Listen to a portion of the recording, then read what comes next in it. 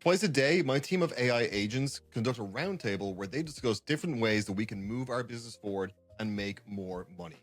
And this is all run by one singular skill that handles the full roundtable discussion, the generation of a report, and messages it to me in Slack. So twice a day, I get a new idea for generating revenue, as well as 4 different perspectives on that idea, why it might work, why it may not, and the suggested course of actions I should take in order to get it live. So I'm going to walk you through what this looks like, and then I'm actually going to give you this skill completely for free so that you can get an idea of how this works by just giving it to your OpenClaw, and it will set everything up for you automatically. It doesn't matter if you already have an agent team or not, it will still give you all 4 perspectives in one message. So I run my OpenClaw team via Slack. I know many people use Discord. I think most people start off using Telegram like I did.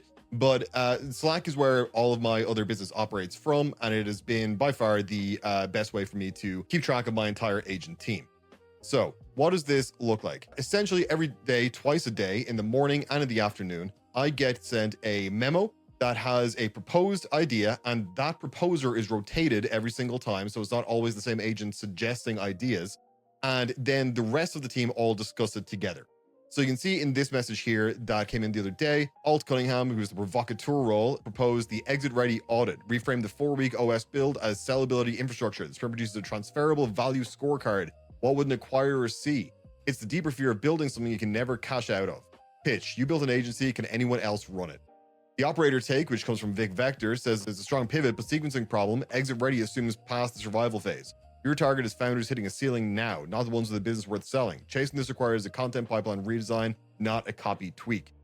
The Skeptic, which I believe is Goro, said exit framing is premature for agencies still running manually. You're selling the 5th problem when they're drowning in the 1st. It tracks tire kickers fantasizing about liquidity events instead of buyers fixing cash flow chaos. And Customer Take, which comes from my Dan Co agent, said, I'd click on that headline, but I wouldn't buy that offer. Agency owners making 200K to 500K aren't thinking exits. They're thinking about next month's delivery. Exit ready moves urgency from this is killing me now to maybe someday, and someday doesn't open wallets. So the council's 3-0 against pivoting to exit framing as the primary hook, but all its insight has a shelf life. Skeptics are right on buyer psychology. Your ISP's horizon is this month, not a future sale. Exit ready is language for a different cohort who've already solved operational chaos and are now thinking equity. A buy leverage's client isn't there yet. That said, can anyone else run it is genuinely a sharp line. It doesn't need to be the headline. Use it as a closer after you establish the operational pain. Single line in a sales conversation or LinkedIn post, test it. Morning bottlenecks autopsy remains a stronger move. Immediate content, lead, and pipeline value without a messaging overhaul. Top 3 actions. Keep the primary frame, steal the line, unblock the workbook. So, as you can see, I make suggestions of what I need to do, and I can, of course, just tell my agents to go and do these things as well. All of these are also saved to my Obsidian vault, which is where all of my memories are saved. So these are all referenceable by my agents later on. As you can see, they can note like the earlier audit that ran that day was a better take, was one of the suggestions in there. This is the second R&D council session that ran. This one, the proposal was actually Vic Vector this time, the operator. And the leverage audit, they suggested a $97 paid self-service diagnostic that maps an agency owner's top 3 founder dependency bottlenecks in 15 minutes, replacing free discovery calls with a qualified paying lead who already has their custom report. Alt got very intense here. Said $97 is the coward's price. Listen, the dead zone between free virality and $497 genuine qualification. The real unlock isn't the report itself, it's the discomfort.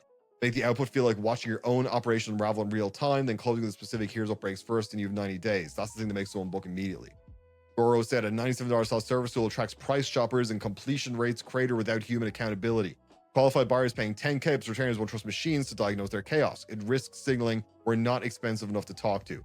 The core risk, can an automated audit service genuinely specific actual bottlenecks, or does it just produce a generic quadrant report that eludes the bespoke positioning of the OS build? Danko said, $97 to find out what I already know is broken. The ISP lives in the chaos daily and doesn't need a score. They need specificity. Which one to fix first and what it looks like fixed from their actual business. If the output reads like a BuzzFeed quiz, it'll ask for a refund for the page loads. But if it genuinely maps their ops and delivers Monday morning hit list, $97 an impulse buy, no call required. They come up with the idea that the leverage audit is a real idea, but it needs sharper positioning before it ships. They then discuss through the different things that were raised by the other agents and then make suggestions based on this. So you can see this is a constant idea generator. My council is getting together every single day to discuss new ways that we can generate money and new ideas for our business based on my specific business and what I do. And then noting the potential pitfalls of these ideas and then essentially giving me an order of priority and what maybe I should scrap or what I should focus on. These pitches happen twice a day. and I get some really good ideas out of it. For instance, this one is fantastic. A weekly 50-minute LinkedIn Live where Lucas tears down real submitted agency workflow, exposing exactly where founder dependency is killing their capacity.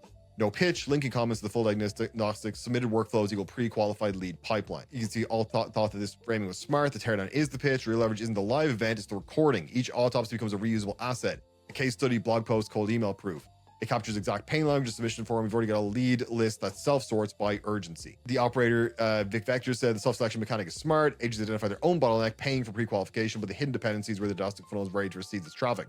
Generating demand, can the handoff convert? Then the Skeptic take, which is Goro, said this assumes Lucas can analyze the workflow in real time without prep.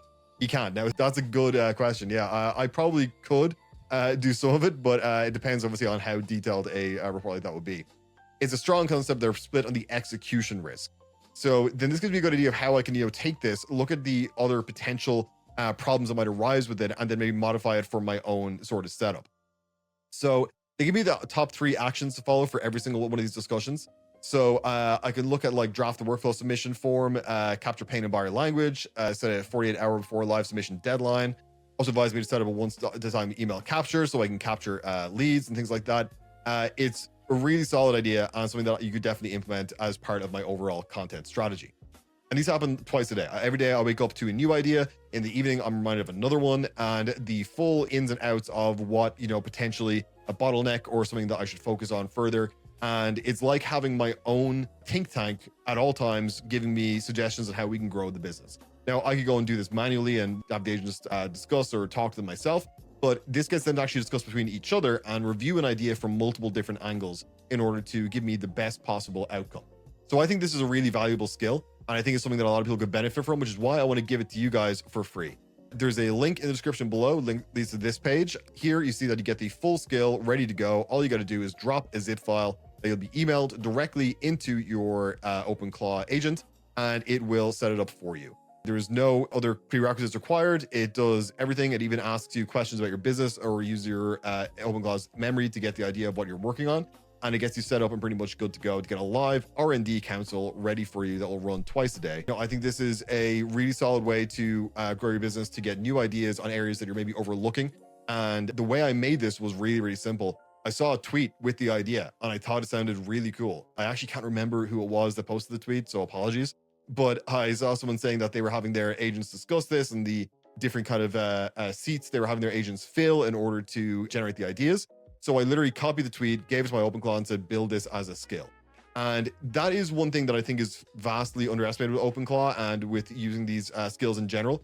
Any ideas you see across the web, especially on Twitter, where there's a lot of discussion around OpenClaw and different ideas and skills and tools and setups, just get your OpenClaw reading tweets really well. Do that via an API scraper, do it via the Twitter API, make it so it can read tweets and articles.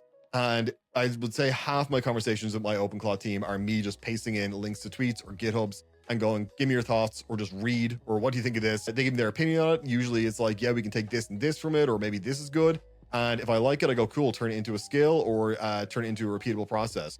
And this is how I have now made my OpenClaw team extremely capable. They can build things on autopilot. For instance, when I wanted this page made, I just said, hey, turn our Roundtable skill into a shareable skill that anyone can install on their OpenClaw, make a nice landing page for it on the website, and add an email capture form. And it went and did everything automatically. If you're interested in trying this out, the link is in the description below. This works regardless whether you've got a multi-agent team setup or just one.